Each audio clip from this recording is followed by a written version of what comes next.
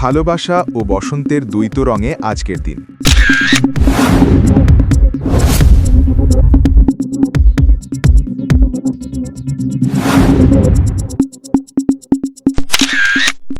14 ফেব্রুয়ারি বিশ্বব্যাপী পরিচিত ভালোবাসার দিন।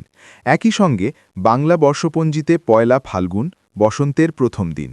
অনুভূতি আর প্রকৃতির পরিবর্তন যখন একই তারিখে এসে মিলে যায়, তখন দিনটি পায় আলাদা এক আবহ ও অর্থ।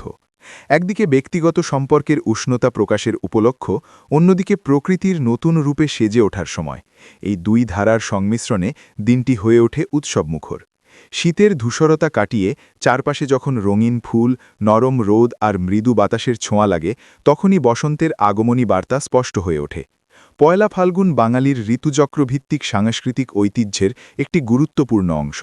হলুদ বা বাসন্তী রঙের পোশাক, ফুলের সাজ, গান, কবিতা ও সাংস্কৃতিক আয়োজনের মধ্য দিয়ে এই দিনটিকে স্বাগত জানানোর রীতি বহু বছর ধরে চলে আসছে। সময়ের সঙ্গে সঙ্গে এই উদযাপন শহর ছাড়িয়ে দেশ জুড়ে ছড়িয়ে পড়েছে।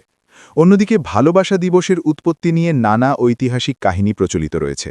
ধারণা করা হয় প্রাচীন ইউরোপীয় এক ঐতিহ্য থেকেই এই দিনের সূচনা।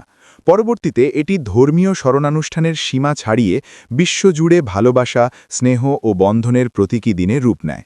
90-এর দশক থেকে গণমাধ্যম ও বিশ্বায়নের প্রভাবে বাংলাদেশেও দিবসটি জনপ্রিয়তা লাভ করে, বিশেষ করে তরুণ সমাজের মধ্যে। ভালোবাসা ও বসন্ত দুটি বিষয়ই মূলত নতুন সূচনা ও পুনর্জাগরণের প্রতীক। সম্পর্কের আন্তরিকতা আর প্রকৃতির নবীন সজ্জা যখন একই দিনে ধরা দেয়, তখন দিনটি কেবল ক্যালেন্ডারের একটি তারিখ থাকে না, হয়ে ওঠে আবেগ, সংস্কৃতি ও সৌন্দর্যের এক অনন্য মিলনক্ষণ।